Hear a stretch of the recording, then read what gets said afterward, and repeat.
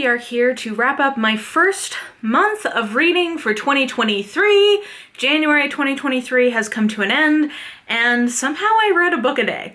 I don't know how that happened because honestly, I know I didn't feel like I read as much as I have been, but maybe, I was reading some lighter things. I didn't have any big, chunky project books that I was working on, so maybe that was part of it.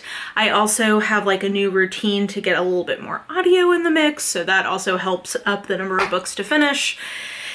Yeah, I'm not totally sure how that happened, but here we are. I read 31 books, and I'm going to tell you about them. So we're going to start with my stats and challenges, and then we will go into my disappointments, my surprises, and my hits. I can't talk to you about a lot of my disappointments yet, coming in February, but okay, let's start with stats. And can I just tell you, the joy of January for stats compilation is that my main spreadsheet has the numbers, so I don't have to do as much legwork to get at them. So you're gonna get extra stats this time because I can't.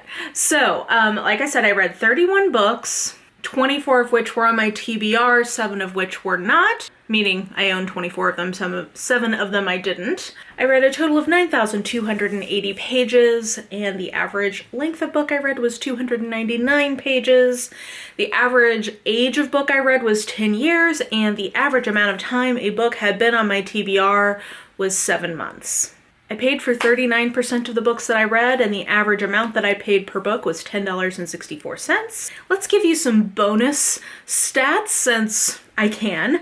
39% of the books I read were by new authors to me. 55% of the books that I read were in series. Shockingly, 29% of the books I read were not by women, which almost never happens these days. Usually that's doing good to hit 20%, so had a higher representation there this month, and 10% of what I read was at least partially on audio. Let's see, 45% of the books I read were not like me in some meaningful way, which is a little under for my goal of 50%. And 6% of the books I read were YA. Genre-wise, my biggest chunk was in mystery, followed by, I think, fantasy and contemporary romance. And then, a smattering of my usual suspects, some memoir, some horror, a little bit of sci-fi, just a little bit of everything. And for ratings, my average rating was 3.32, though I will tell you that if I had counted all of my DNFs, that would have been even lower, but I usually don't count a DNF in these stats unless I get at least 100 pages in, 50 to 100 pages, enough that I felt like it was a reading experience. So it probably would have been even lower if I had counted those. But distribution-wise, definitely spiking at around 4 stars. And I will tell you, this felt like a really good reading month. It was super productive, and I had a lot of books that I really liked to love. So I call that a win. Challenge-wise, I was doing the most this month. So 6 books were part of a challenge the secret thing I can't tell you guys about yet, though that video is coming on Valentine's Day, so keep your eyes open. There will be other videos related to that as well, so I think Valentine's Day will be a good day here on BookTube. Buddy read wise, I read Blood in the Mist for our Blades Bodice Ripper Book Club, which we all really liked, and I'll talk more about later. What else did I do? I read several arcs, and actually now I talked to you guys about the mimicking of known successes in my mid-month check-in. This was verging on being a hit, so it's worth mentioning again, and I ended up taking out Untethered Sky as another arc that I read that I was gonna put as a hit, but I just had too many, so I took it out. But just so you know, Untethered Sky by Fonda Lee is really, really good. It's a novella set in a fantasy world, and I think I had conceptualized it as a very revenge-heavy fantasy novella. That's not really how it reads. It reads what I would describe as animal fantasy. So a fantasy novel very driven by relationship with ye fantasy creature. So basically our protagonist's family was killed by manticores when she was a young girl, and she is bent on, ridding the world of manticores. So she joins, oh god, I think they're called rocks. There are these I think they're kind of griffin-y, flying predatory fantasy creatures, and she becomes essentially like one of the rock flyers, rock keepers, and it follows her. I think part of what was really cool about this one is that it covers a lot of time for a novella, but it felt really well paced. Like, it didn't feel like it was, you know, going too fast or there was too much crammed into it. Like, it felt very intentionally paced. And it's really about the relationship between humans and animals, and God, the ending made me tear up. And it's also her relationship, well, with one dude in particular, but like, you know, amongst her rock flying compadres, like the relationships that develop there. So it was just really lovely. Very different than the Greenbone saga, though I will say I've only read the first book in that so far. It has a very different vibe to it in a way that I thought was great, and kind of, to me, proves that it seems like Fonda Lee isn't just a one-trick pony.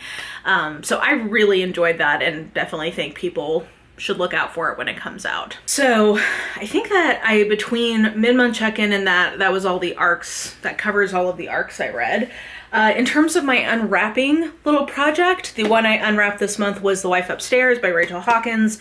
You guys will be getting like a full video of this at some point, but my TLDR, like bottom line on how I feel about this, is Rachel Hawkins, I think, is really good at writing entertaining mystery thriller.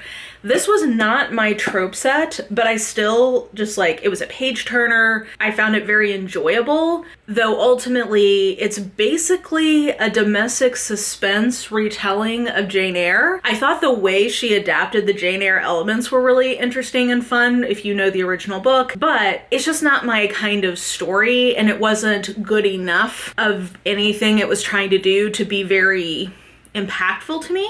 So, you know, it's a Jane Eyre retelling, so I'm always down to read one of those and glad to have read one of those, but I wouldn't say it's like a favorite. So I don't know. I saw several people when I reviewed it on Goodreads being like, I thought you were gonna hate this, and I'm like, sorry. I didn't end up hating it, but you know, I didn't love it. Does that make you feel any better? It was good, fine, enjoyable. If you're looking for, you know, something to take on vacation, this would be a good, you know, airplane book. But then just shouting out that I finished my Book of the Month Club vlog, which you guys have seen by now, so I read this for that. You can also retroactively, the Book of the Month Club pick that you saw in last month's reading stuff were also for that. I read 6, count them 6, Nora Roberts books this month, which was very satisfying. First of all, I finished up the Bridal Quartet, which I talked about in my mid-month check-in. The other thing I ended up doing was I just finished off the Stanislavski series. There were 4 of them. They are category romances from the 90s, so it's a mixed bag. You know, I think I've found that I'm much more of a Stanislavski lady kind of gal than I am the dudes. I did not really like either of the dudes' books, which were the one with Mikhail and Alex.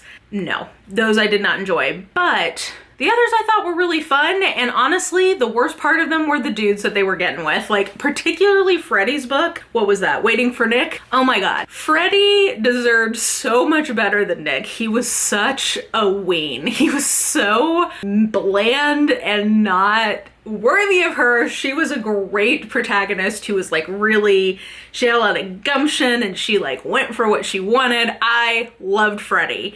And I was so sad she was with such a subpar person. Like, I'm so bummed for her. So the romance was the worst part of pretty much all of these books, but it is the Nora Roberts thing of like the way she builds interconnected families and interconnected friend groups. It just really works for me. So I really enjoyed all of that. And it was dated, but I thought like Falling for Rachel and Waiting for Nick in particular were still worth picking up. Also considering Kate. Yeah, I would say those were probably the 3 I probably liked the best. So yeah, but I read 6 Nora Roberts books this month. Hopefully I can keep that energy throughout the rest of the year so I can make some reading Roberts progress, because I am trying to read her entire back catalog, and it grows by 3 to 4 books every year, so it's like a never-ending pile of books to get through. And then, oh, sorry, one last challenge that I just remembered. George Orwell. I am reading his essay collection. I left it on my bedside, but I did meet my goal of reading about 120 pages. And I did want to mention that I have created a channel on my Discord if you are also wanting to do a read along for George Orwell stuff this year. I think I'll do like an end of the year vlog. My plan is to give like a little review snippet of each month, like how I did every month, and then I'll stitch that together. But if you were interested in reading along or finding other people who are reading Orwell stuff, I put that up over there if anybody's interested. Is that it? Okay, I think those are all the challenges I have to talk about. That was so much. Let's get into disappointments. So, like I mentioned, I can't really talk to you guys about some of the disappointments I had. I probably will take like some extended time in my February mid-month check-in to catch up on those books beyond what was in the vlog, in case people don't want to watch the vlog, but those were the most disappointing. But I would also put these 3 notable DNFs as disappointments. So John Green's The Anthropocene Reviewed, I DNF'd as a part of my Book of the Month Club reading experiment. And I got so many people on that mentioning to me that they thought the audio was the way to go on this. So I will tell you, if you are interested in this book, I would highly recommend you check out the audio because that seems to be the consensus. I really like John Green as a person, as a social media figure. Like, I always enjoy it when he comes across my TikTok page. I like him as an entity and as a social media influencer, but I just seem to not get along with his writing. It just doesn't work for me. So that really made me sad, and it was truly a disappointment, but I am DNFing this, sadly. So that was very disappointing. The other disappointment, which I also could have put as a surprise, is that I am DNFing Home and Lila by Marilyn Robinson. I tried to read both of these, but had to bail after about 40-ish pages, 50-ish pages on each, because these were 2 of the books I identified as having been on my TBR the longest. So I mentioned that in my reading plans video for the year, that I am trying to not set like a firm TBR of the books that I have owned the longest, but I did identify approximately 15 of them that I'm hoping I get to this year. That in conjunction with my unwrapping books that I'm doing every month, that should, I think, clear out a lot of the books that have been hanging around the longest, so that I am inching my way towards having a much fresher TBR that I'm reading from. So hopefully that'll make me like even more excited to get to things, because I more recently picked them up and they align with, you know, in her 30s Mara as opposed to in her early 20s Mara. So I was so surprised that I DNF'd these, because Gilead is one of my all-time favorite books. I absolutely love it. And what I realized is that it should just be a standalone. I don't want more in the world. That's really what it comes down to. There's nothing wrong with these books. It just, when I was reading them, I was like, no, this is just not what I want. I don't want more stories in this world. I want Gilead to just stand as like a thing unto itself. So that really surprised me, but I'm DNFing both of these. So yeah, not them, me, but it turns out I had a lot stronger feelings about Gilead as being a singular reading experience than I would have guessed. So those were disappointments. Surprises, 3 surprises, I think. First of all, Like a Sister by Kelly Garrett.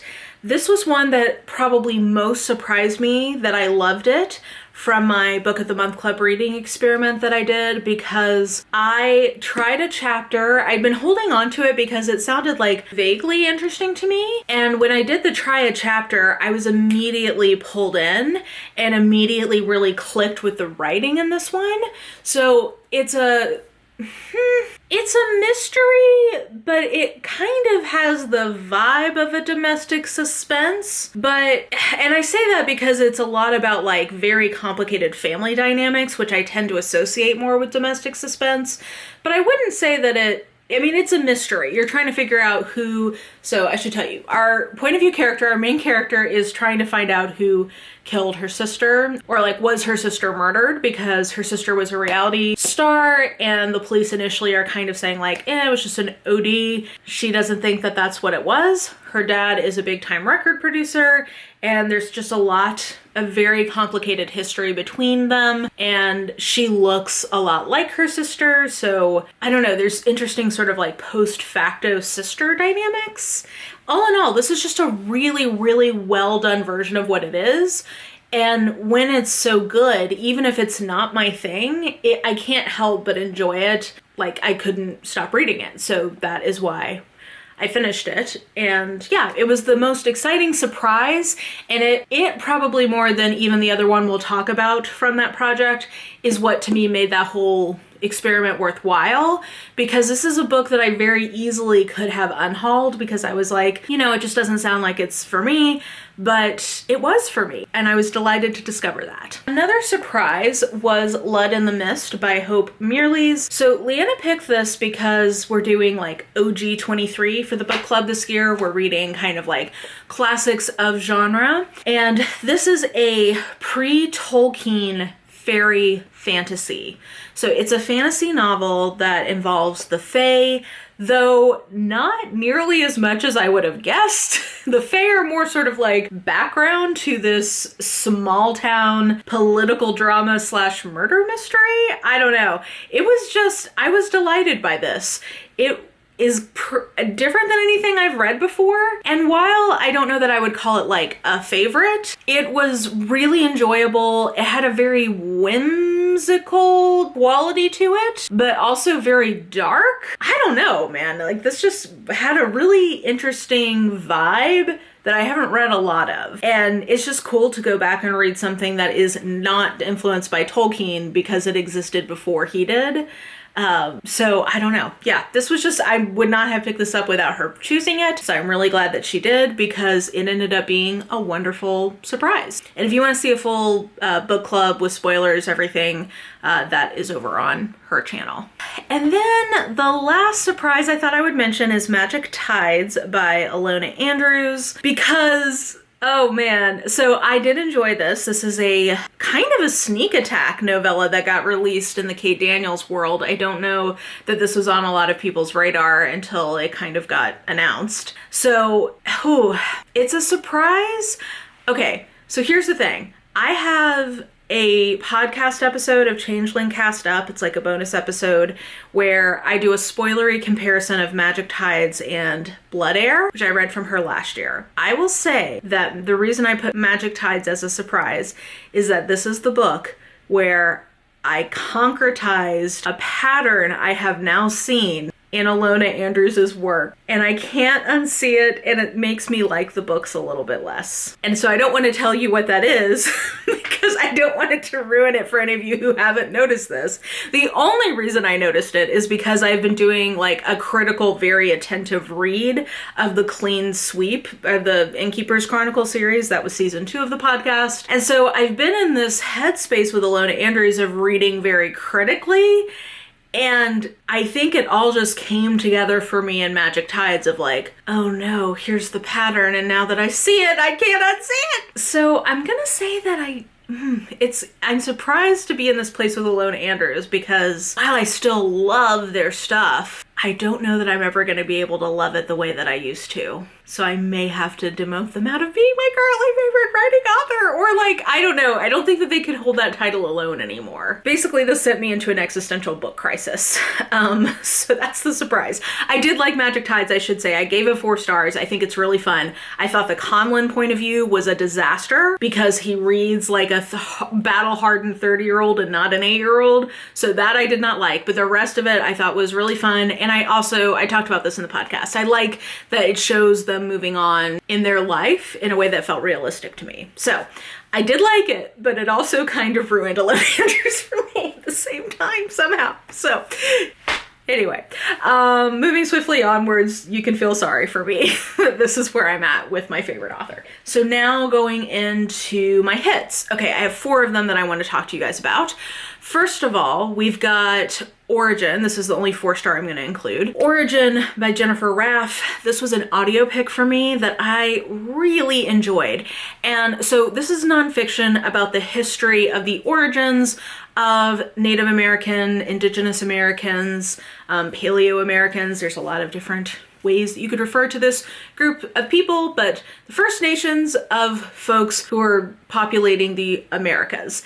And it's kind of what I loved about this and why I had to put it as a hit is that it's kind of a process piece of nonfiction. It's basically talking about the way science works and the way that scientific knowledge evolves, because it's intensely interdisciplinary. So it's talking about like geneticists and archaeologists and historians and the original cultural stories of origins from different Native American tribes.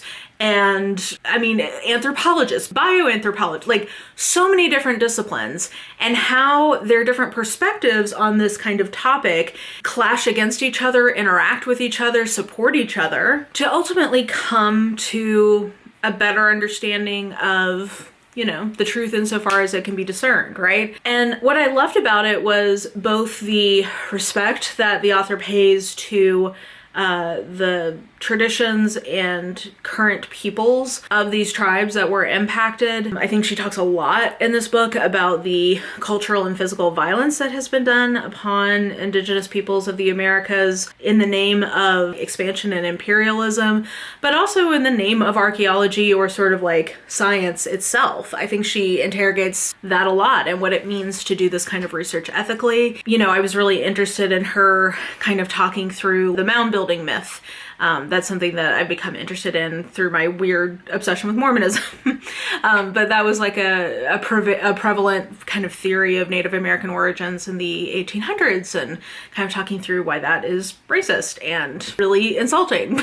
So anyway, I thought it was what I liked about it was that it was both about the topic of Native American origins, but also a great case study of how the scientific method works and how the whole point of science is that things are provisional and that, scientific knowledge changes and grows over time. And that the biggest mistake you make as a scientist is becoming so attached to a theory that you can't look at new data. So anyway, I just thought it was a really good version of kind of blend of, maybe I really like histories of science. So it felt like kind of a history of science, a history of ideas, a real-time snapshot into the ongoing work that is being done in the area of understanding kind of the migration timelines of Indigenous people. So I thought that was super interesting and a great listen all around. And then moving into 4.5 stars. So first of all, Somebody's Daughter by Ashley C. Ford. I read this also as a part of my Book of the Month Club experiment that I did this month. And this is just such a well done memoir. It's purposefully very spare, so she doesn't do a lot of on-page processing of emotions or on-page connections. Instead, she's very skillful at choosing specific incidents or scenes and letting the reader make kind of the overall connection of her journey. Basically, it's really reflecting on the ways that her mother and her father really failed her. Her mother was very abusive, basically, and she ended up spending a lot of her time with her grandma, who I loved in this book. And then her father was incarcerated, and she didn't know what for a long time. And her finding out what he was incarcerated for and how that then relates to her own life and why he wasn't a part of her life because he was in prison. I think it's it goes some interesting places, I think, and it invites the reader to fill in some of those gaps of what she is and isn't saying. So I just thought this was a very skillfully done memoir, and it's pretty short, but I think would probably make a really good book club pick because there's a lot to talk about, I think, in here. And it's really beautifully written, but not overwritten. So I think it's approachable and yeah, just overall fantastic, really, really good memoir. And then we've got 2 arcs, both of which I originally gave 4 stars and both of which I have gone back and given 4.5 stars to. Not because I think they're perfect, or that I can't sit here and tell you the problems with them, but because I just had such a good time reading them. I originally gave them 4 stars, and I went back and edited both of those reviews up to 4.5 on Goodreads because I was like, you know what? I'm still sitting here thinking about them, and that is pretty unusual, I feel like, in the scheme of everything that I read. That's kind of the measure of a 4.5 or a 5-star read, is something that is memorable that I still am thinking about, more than a week after I've read them. So I'm going to tell you right now, I don't think everybody's going to like either of these books, but I can't help it. I had a really good time with them. So first of all, What the Hex by Jessica Clare. This is a sequel to Go Hex Yourself, and it's not as good as Go Hex Yourself. I don't think it is. Quality-wise, I think it's not quite as good, but I just loved it. It's a fake dating trope, and the setup basically is, in this world, there are familiars to witches, and these familiars, you have to be born with the ability to be a familiar to someone, and there's not a huge demand for them though, so people go their whole lives without ever actually getting to experience being a familiar, and when you do, you're being apprenticed and you eventually become immortal. Well, not immortal, but very, very, very long living. So, but a ton of familiars never get to be an apprentice to a witch or a wizard. Our main female point of view character is a familiar, and she's like very bubbly. She's like the, secretary of the familiar society, and she's like not giving up hope that it's going to happen for her. The wizard in question he has been banned from taking a familiar because you need a familiar to like amplify your power to like really do a lot of heavy duty spells, and he's been forbidden from doing that because of reasons in the past. So he has his friend approach her to make her an offer to be a secret familiar to him. So it's very high risk for both of them, because if anybody finds out, he'll probably be killed and she will definitely never get to be a familiar again. But she's tired of waiting, so she takes the deal.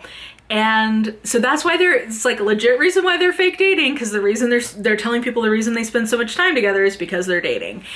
And it's just so fun and my kind of paranormal romance, and I like the world, and it's just the moment that this book really sold me was the moment when apparently for her, this did not happen to our other heroine in the first book in this series, the first time he like taps into her like inner magic, it makes her climax, but she doesn't want to tell him. So like, it's so campy.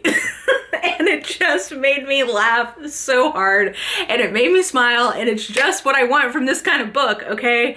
Jessica Clare, you guys know, she's pen name for Ruby Dixon. I love Ruby Dixon, I love Jessica Clare. Probably needs to go up there as a favorite author, maybe in contention against Alona Andrews at this point. This book just made me smile. So there are some problems with it that would be spoilery for me to get into. So I'm not immune to the fact that this is not a perfect book, but it's exactly what I wanted from this kind of book, and I cannot deny that I think it's going to be one of my favorite books of the year. The other book that I originally gave 4 stars to and went back and gave 4.5 because I am still thinking about it because it's very memorable, is The Writing Retreat by Julia Bartz. This is a very hyped book, and I don't think a lot of people are going to like this book. I think a lot of people are going to be really mad at this book because, again, how to talk about this without being spoilery, especially since it's not come out yet. It makes some choices that I think some people will not be on board with because it goes there. So basically the setup for this one is it's an isolation thriller. So our main character is a writer, and her all-time favorite author hosts this very exclusive writing retreat where everybody has to produce a novel, and by the end of it, one of them is going to get a 6-figure publishing deal based on the manuscript that they produce. She has had like this falling out with her former best friend. Her former best friend also is selected for this retreat, and so it's, I think, 5 or 6 women who are there together, the author and her staff, and things get dark really quickly. So this book is so over the top, but I loved it. It felt like it was very in control of how over the top it was and very self-aware of it. It had a lot of problematic things said and done, but I never felt like it was from the author's point of view. It felt like it was from these very, very messy characters. It's a lot about how dark and twisted female friendship is, as well as female sexuality. It's very sapphic and weird. Like, there's like drug stuff. It's a lot. Like, this book is so much, and I think what people won't like is that it gets on a trajectory that's pretty clear to see, and it does that trajectory ultimately. So I think a lot of people who want to be like surprised by their thrillers are not gonna like this.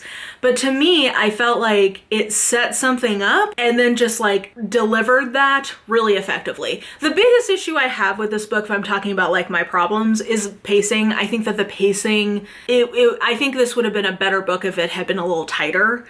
You also get these interstitials of the works in progress, and I think that was unnecessary. So yeah, I think, and it's also very heavy-handed with its thematic content. But again, I felt like it was in a really fun way. This again felt kind of like dark camp. Like if What the Hex is like fun campy, this felt dark campy. And I just love camp. I love intended camp. I love unintended camp. I'm just here for camp. And this is very campy in my opinion. So I think that this is not, I'm going to be surprised if people like this as much as it is getting hyped. I don't think as many people are going to end up liking it, but I ended up really loving this and thought it was different or just fun. It was very fun. It gave me the entertainment factor that I wanted from this kind of book.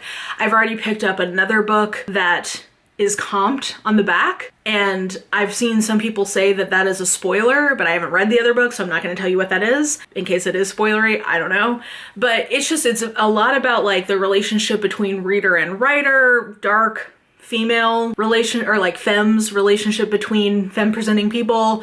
It's very, I don't know. I just really loved it. I can't lie. That's why I bumped it up. I'm like, you know what? This is a lot more memorable than a lot of things that might be better quality, but I think are not as my thing. So there you go. That is my first month of reading for 2023. Let me know what you read this month. Are you kicking off 2023 on a good note? Are you slumpy? I feel like I always have a lot of energy for reading at the beginning of the year because I have a fresh new slate of challenges, and I think because I spend the end of the year talking about all these books I love, it makes me, it reminds me how much I love reading. So yeah, I don't know. I have a lot of energy to read right now. We'll see how long that lasts. But let me know how you guys are doing with your reading so far. And if you enjoyed this video, please like, subscribe, follow me on the social medias if you are so inclined. I have all that information listed in the description box below, and I think that will do it. I hope you're having an absolutely lovely day today, and I will just talk to you soon.